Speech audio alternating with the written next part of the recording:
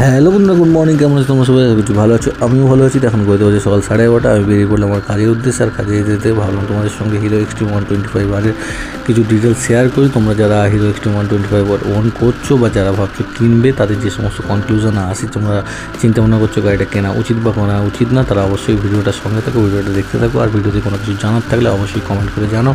Next ভিডিওতে আমি সেটা তোমাদেরকে ডিটেলস জানিয়ে দেবো। আর ভিডিওটা ভালো লেগে থাকলে প্লিজ লাইক করে দিও, কমেন্ট করে তোমরা জানাও তোমাদের কী জানার আছে। তো চলো শুরু করা যাক ভিডিওটা।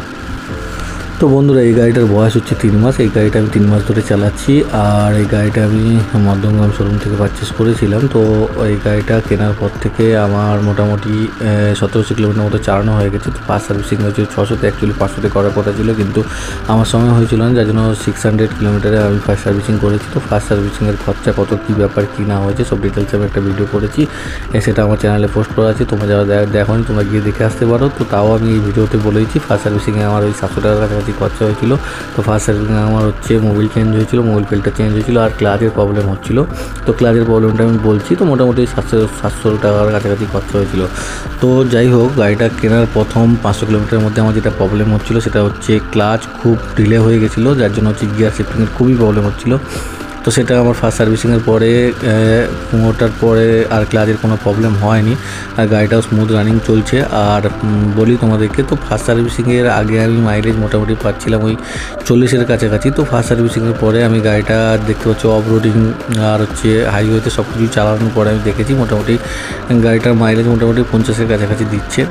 আর প্রবলেম যেটা হচ্ছে সেটা তোমাদেরকে বলি, আমার ফার্স্ট সার্ভিসিংয়ের যে প্রবলেমটা তোমাদেরকে বললাম। তো ফার্স্ট সার্ভিসিংয়ের পরে আমার প্রথমের দিকে ফার্স্ট সার্ভিসিংয়ের পরে কিছুদিন আমার ওই গাড়িটা অটোমেটিক স্টার্ট বন্ধ হয়ে যাচ্ছিলো। তো তোমাদের কাছে সেই প্রবলেমটা হচ্ছিলো, তোমরা অবশ্যই কমেন্ট করে জানিও। এখন আপাতত মোটামুটি সার্ভিসিংয়ের পরে কিছুটা চালানোর পরে আর সেই প্রবলেমটা হচ্ছে না। তো এটাই হচ্ছে আমাদের মোটামুটি ফার্স্ট সার্ভিসিংয়ের পরের প্রবলেম।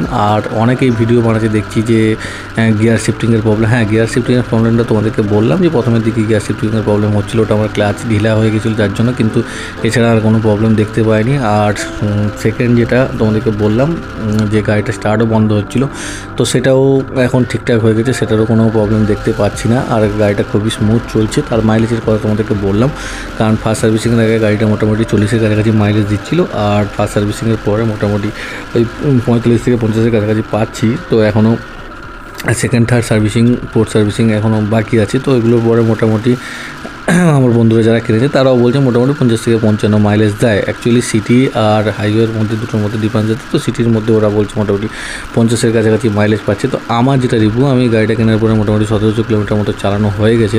তো আমিও ওই মোটামুটি 45-50-এর কাছাকাছি মাইলেজ পাচ্ছি, আর এছাড়া কোনো প্রবলেম নেই। তো তোমরা যারা ভাবছো গাড়িটা কিনবে, নিঃসন্দেহে কিনতে পারো, সেটা আমার রিভিউ থেকে আমি বলছি।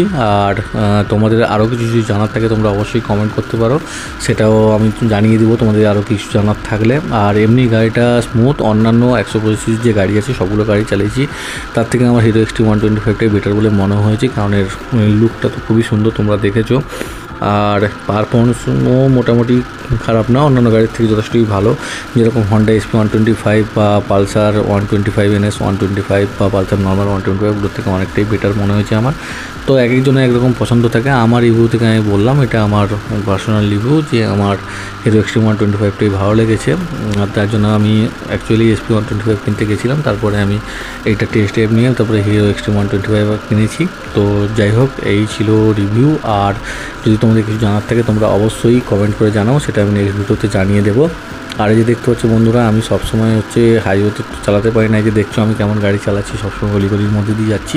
এরকম চালালেও গাড়ি মোটামুটি 1 লিটারে মোটামুটি 40-45 মাইলেজ দিয়ে দেয় যদি তুমি ধরে চালাও। আর একটা কথা তোমাদেরকে যেটা বলবো, যে উপরে দেখতে পাচ্ছ আরপিএম, এই আরপিএম আমি একটা জিনিস খেয়াল করে দেখেছি, এখানে অনেক অপশান আছে যেটা এভারেজ মাইলেজ শো করে। ওখানে তোমরা ওই অপশানটাকে সেট করে রেখে যদি গাড়িটা ধরে মোটামুটি 3-4 হাজার আরপিএমের মধ্যে চালাও, তো মোটামুটি স্পিড তোমার ওই 50-এর কাছাকাছি থাকবে, 50-55 মোটামুটি দেখায়, এখানে 70 এভারেজ দেখায়। তো ওই স্পিডে ধরে যদি চালাও, তো অ্যাকচুয়ালি আমার ওরকম টেস্ট করা হয়নি, তোমরা যদি বলো অবশ্যই আমি নেক্সট ভিডিওতে সেটা টেস্ট করে দেখাবো। আর আমি মোটামুটি যেটা টেস্ট করে দেখেছি, আমি মোটামুটি 60-70 কখনো হাইওয়েতে 80-90তেও চালাই। আর অলিগলির মধ্যে তো যেটা দেখতে পাচ্ছি অফরোডিংয়ে, সেটা গাড়ি মোটামুটি 30-35 এভারেজ এরকম চলতে থাকে। তারপরেও গাড়িতে মোটামুটি 40-45 মাইলেজ পেয়ে যায়। তো যাই হোক বন্ধুরা, এইটা ছিল হচ্ছে আমার গাড়ির রিলস রিভিউ। আরও কোনো কিছু জানার থাকলে তোমরা অবশ্যই কমেন্ট করে জানো। বন্ধুরা ভিডিওটা কেমন লাগলো তোমরা অবশ্যই কমেন্ট করে জানিও। আর ভিডিওটা ভালো লেগে থাকলে প্লিজ একটা লাইক করে দাও। চ্যানেলটা যারা নতুন আছে ভিডিওটা দেখছো চ্যানেলটা সাবস্ক্রাইব করে চ্যানেলের সঙ্গে থাকবে এরকম নতুন নতুন ভিডিও দেখার জন্য। আর এই ভিডিওটা এখানে শেষ করছি, দেখা হচ্ছে নেক্সট ভিডিওতে। ভালো থেকে সুস্থ, গুড বাই।